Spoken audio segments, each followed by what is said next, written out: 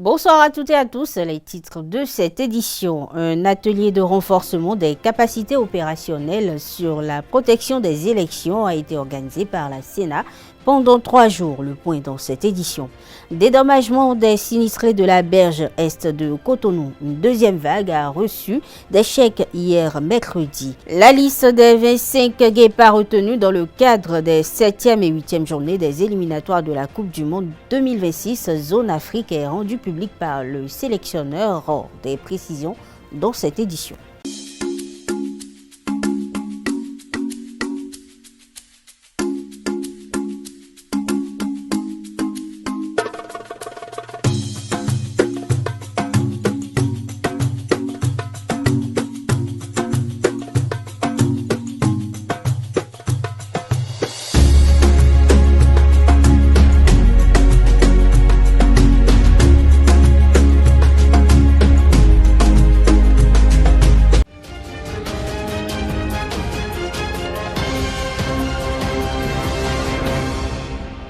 À nouveau, bonsoir. Les initiatives de la Sénat pour les élections libres et pacifiques au Bénin ne s'affaiblissent pas grâce à l'appui de l'Institut international pour la démocratie et l'assistance électorale IDEA et la coopération canadienne. Elle a organisé un atelier de renforcement des capacités opérationnelles des parties prenantes au processus électoral sur la protection des élections de 2006 du 26 au 28 août 2025 à Cotonou. Le reportage est signé Sedolé Larios à Diagueno. Pour des scrutins apaisés au Bénin, la Commission électorale nationale autonome Sénat renforce les capacités opérationnelles des parties prenantes au processus électoral sur la protection des élections lors d'un atelier de 3 jours initié en partenariat avec l'international IDEA et la coopération canadienne. Les travaux ont démarré le mardi 26 août 2025 à Cotonou. C'est pour identifier et prévenir les facteurs de risque, évaluer et mettre en place les mesures préventives et correctives susceptibles de garantir la sincérité et la crédibilité des prochains scrutins dans notre pays que la Sénat a invité la présente rencontre, qui constitue également un espace qui nous permettra d'avoir une compréhension commune des meilleures pratiques en matière de protection des élections. Ces pratiques et normes électorales permettront de garantir le principe que chaque vote compte, que les résultats reflètent fidèlement la volonté du peuple et que les élections sont transparentes et équitables. Les travaux vont conduire à la mise en place d'un cadre intégré pour la protection des élections, notamment en matière de gestion des risques, du renforcement de la résilience et de la gestion de crise. Ces ateliers, offerts pour la première fois dans un pays francophone, ont pour objectif de soutenir les organismes de gestion électorale et d'améliorer les processus électoraux dans le pays qui en font la demande. Ils visent à fournir des outils pratiques, approfondir les connaissances et offrir des opportunités de réseautage pour encourager une participation démocratique, pacifique et renforcer l'intégrité des élections. Nous sommes convaincus que cet atelier offrira à chacun d'entre vous l'opportunité de renforcer la protection et la promotion des élections démocratiques au Bénin. Ensemble, nous pouvons consolider les piliers de la démocratie. Les partis politiques et les organisations de la société civile ont salué cette initiative de la Sénat. Nous voyons que la Sénat ne cesse d'améliorer des efforts pour que nous ayons des élections générales paisibles et très inclusives. C'est un atelier qui va permettre à tous les Béninois, surtout la société civile, de travailler en synergie pour la protection des élections au Bénin. Je voudrais, au nom du parti, au nom de ses responsables, féliciter la Sénat pour toutes les initiatives qu'elle prend dans le cadre des élections inclusive, transparente et paisible. Et remercier également les partenaires qui ont financé cette activité, qui ont accompagné la Sénat pour la tenue de cette activité. avant le Bénin, l'international IDEA a mis en œuvre 3 projets pilotes du nouveau cadre en gestation au Panama, en Finlande et en l'île Maurice. Je l'annonçais en titre, une deuxième vague de sinistrés de la berge est de la lagune de Cotonou a reçu des chèques de dédommagement hier mercredi. C'était dans les locaux du 3e arrondissement de Cotonou et l'initiative s'inscrit dans le cadre du projet de libération et de valorisation de la zone. À l'occasion de la cérémonie, le directeur général du développement urbain, Ghislain Rounou, a rappelé que la berge lagunaire est domaine public inaliénable et cette opération est nécessaire pour des raisons d'assainissement et de sécurité. Présent à la cérémonie, le préfet du littoral a fait savoir que cette démarche du gouvernement est une preuve de son engagement à ne pas laisser les populations sans rien malgré l'occupation illégale des lieux. Aléoula a invité par la même occasion les sinistrés à faire bon usage de cet accompagnement social. Il faut noter que le montant des chèques varie en fonction de la nature des installations, allant de 200 000 francs CFA pour des bidonvilles à près de 3 millions de francs CFA pour les constructions dures, ce qui représente un effort financier considérable pour l'État. Autre information, Cotonou accueille depuis quelques jours la 19e édition du Salon national de l'artisanat. À ce grand rendez-vous s'accordent tradition et modernité dans la création et l'innovation entre sculpteurs et tisserands. Une croisade de produits artisanaux bien exposée au Palais des Congrès de Cotonou. Romaric Djessougoubenou pour le constat. Au Palais des Congrès de Cotonou, le savoir-faire artisanal béninois est à l'honneur. La 19e édition du Salon national de l'artisanat du Bénin réunit des centaines d'exposants venus des 4 coins du pays. Ici au salon, nous avons exposé les chaises escabeaux, la chaise qui est en même temps un escabeau. Nous y avons amené aussi une vitrine pliante.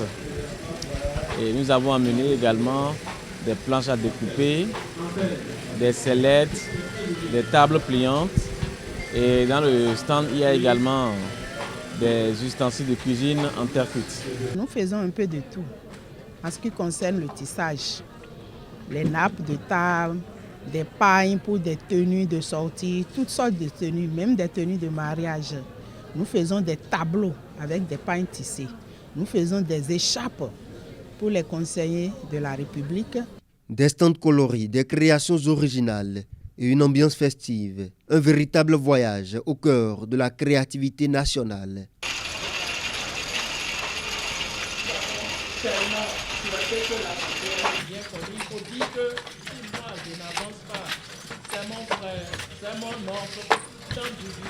Entre création et innovation, les acteurs du secteur, de véritables artisans à l'œuvre.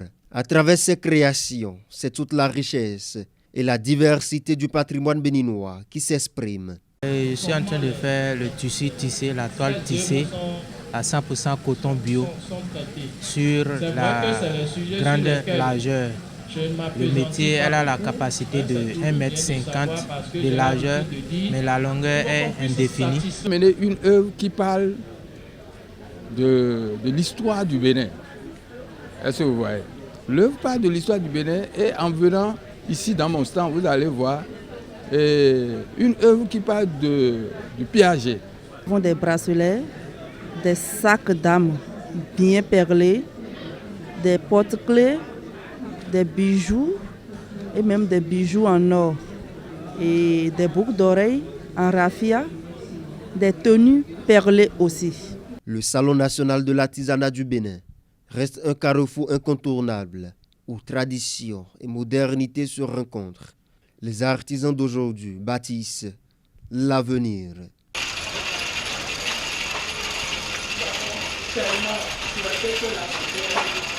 La distribution des attestations du baccalauréat session de juin 2025 se fera du 8 au 13 septembre prochain, tous les jours de 8h à 16h. La DOB, à travers une note, porte les formations à la connaissance du public. Et pour retirer leur attestation, les candidats devront se munir d'une copie de relevé, de notes, d'une pièce d'identité en cours de validité et du bordereau de la demande en ligne. Autre registre, notamment société, s'envoyer des photos nudes de nos jours, est-ce une bonne ou une mauvaise chose? À cette question ont répondu quelques citoyens rencontrés à Cotonou. Ils sont au micro de Francis Fahmi. Envoyer les photos nudes, c'est pas quelque chose qui est bon. C'est pas bon, selon l'islam, c'est pas bon. C'est pas bon. Mais des fois, s'il y a l'amour, bon, si l'homme veut envoyer, l'homme même ne calcule rien, quoi. L'homme peut envoyer, même aussi les femmes aussi, les femmes aussi peuvent envoyer. Même si bon, c'est ça s'est passé, bon, c'est pas forcément que tout s'est cassé, c'est pas à cause de ça, elle va envoyer mes photos ni partout, c'est pas bon. C'est une mauvaise chose. Quand vous faites des trucs comme ça, surtout les femmes, si demain ces femmes-là se marient et elles donnent des enfants, et que par mégarde, puisque la nouvelle technologie est têtue, et qu'un enfant vient voir sa mère tout nu sur les appareils que nous avons aujourd'hui, que dira cet enfant-là à cette mère-là? Il n'y a aucun risque là, c'est ma copine. Elle peut m'envoyer sa photo nue, il n'y a pas de souci. Si je suis en relation avec une petite amie, si c'est cassé, bon. Si elle a ma photo nue, pourquoi elle va publier ça? Pourquoi? Elle va publier ma photo nue? Oui. Moi, je vais publier pour elle, il n'y a pas de souci. C'est en train de publier ma photo nue, c'est pas mon problème. Moi, si j'ai pour elle, je ne peux pas publier. Vraiment, moi, je ne digère pas. C'est honteux pour notre pays. Parce que notre pays, le Bénin d'abord, c'est un pays moderne.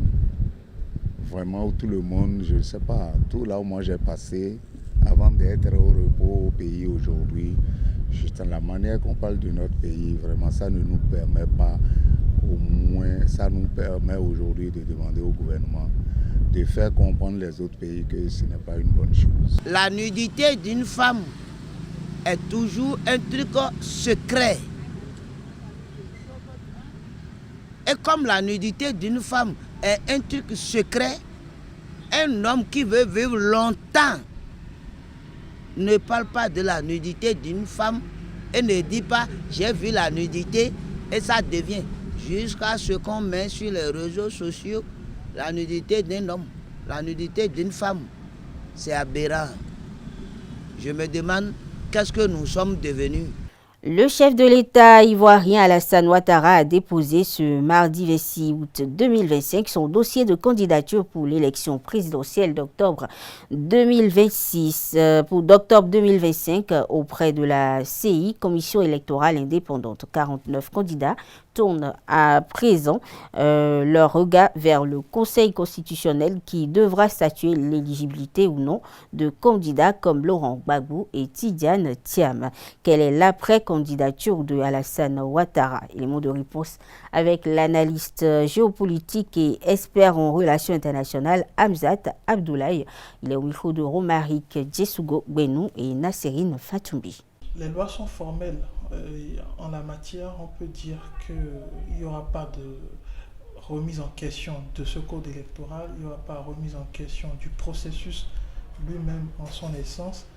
Et cela voudrait dire une chose très importante, c'est que ceux qui ont été mis de côté par la justice, même si c'est une décision judiciaire, même si c'est une décision qui émane de l'appareil de la justice, ceux qui ont été mis de côté n'ont pas fini de dénoncer ce qu'ils critiquaient, c'est-à-dire non à un quatrième mandat et beaucoup plus l'appel à une inclusion toutes les forces vives, je vais dire, de la Côte d'Ivoire, particulièrement les hommes politiques de l'opposition, à participer à cette joute électorale.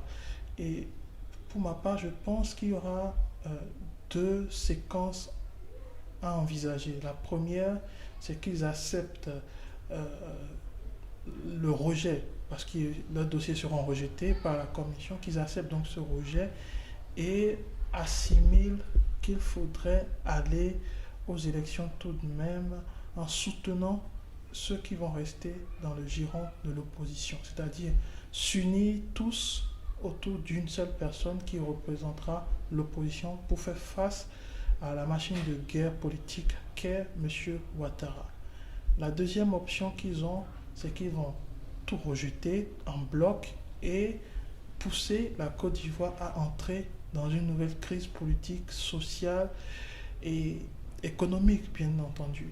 Et ça, c'est l'option catastrophe qui peut arriver, eu égard au passé, eu égard aux précédentes élections qui ont vu des échauffourées, qui ont vu des violences, qui ont vu même une sorte de guerre après la mandature de M. Gbagbo.